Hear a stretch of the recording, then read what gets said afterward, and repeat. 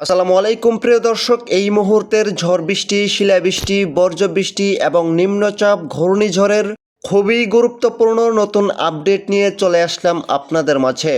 আগামী 72 ঘন্টার মধ্যেই আবারও ধেয়ে আসছে শক্তিশালী বৃষ্টি বলয় স্পার্ক। এর হাত ধরেই ফের টানা 7 দিন জেলায় জেলায় তীব্র ঝড় বৃষ্টির আশঙ্কা। দেশের উত্তরে হতে পারে 500 থেকে 600 মিলিমিটার পর্যন্ত অতি ভারী বৃষ্টি, হতে পারে আংশিক বন্যা, তলিয়ে যেতে পারে ফসলি জমি। ইতিমধ্যেই বঙ্গোপসাগরে তৈরি হচ্ছে বিধ্বংসী নিম্নচাপ। চলতি মাসের মধ্যেই শুরু হতে পারে ঘূর্ণিঝড়।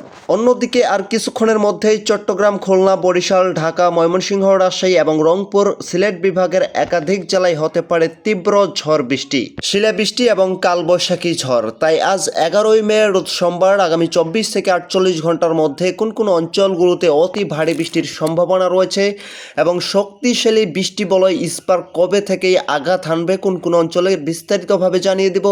জানার জন্য সম্পূর্ণ ভিডিওটির সঙ্গেই থাকুন। সবার আগে সঠিক আবহাওয়ার তথ্য পেতে আমার চ্যানেলটি সাবস্ক্রাইব করে পাশেই থাকুন। এখন জেনে নেওয়া যাক এক নজর। শুরুতেই চলে আসলাম বর্জ্য এবং বৃষ্টির পূর্বাভাসে। এক নজরে জানিয়ে দিব 11ই মে রোজ সোমবার সারাদিনের আবহাওয়া, কোথায় কেমন বৃষ্টির সম্ভাবনা রয়েছে। তার আগে প্রথমেই একটু জেনে নিচ্ছি যে আগামী 13 মের মধ্যেই দেশে আবারও শক্তিশালী বৃষ্টি বলয় প্রবেশ করতে যাচ্ছে।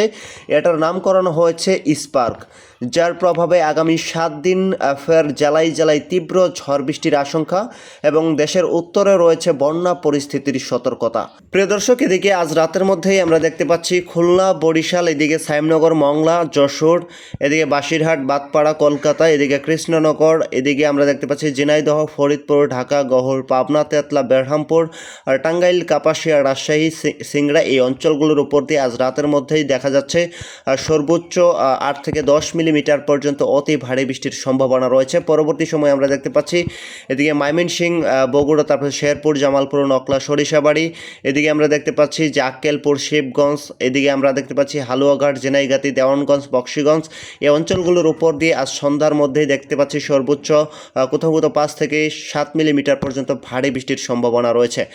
পরবর্তীতে আমরা দেখতে পাচ্ছি রাত 9টার দিকে এদিকে চট্টগ্রাম এবং এদিকে খুলনা, বরিশাল, রাঙ্গামাটি, চাঁদপুর, এদিকে ফরিদপুর, কুমিল্লা, খাগড়াছড়ি, ঢাকা, গহর, পাবনা, কাপাসিয়া, টাঙ্গাইল, কিশোরগঞ্জ, ময়মনসিংহ, এদিকে শেরপুর, জামালপুর, বাগমারা, গাইবান্ধা, তোড়া, এই অঞ্চলগুলোর উপর দিয়ে আজ রাত 9টার মধ্যেই দেখতে পাচ্ছি কোথাও কোথাও মাঝারি ধরনের ভারী বৃষ্টির সম্ভাবনা রয়েছে।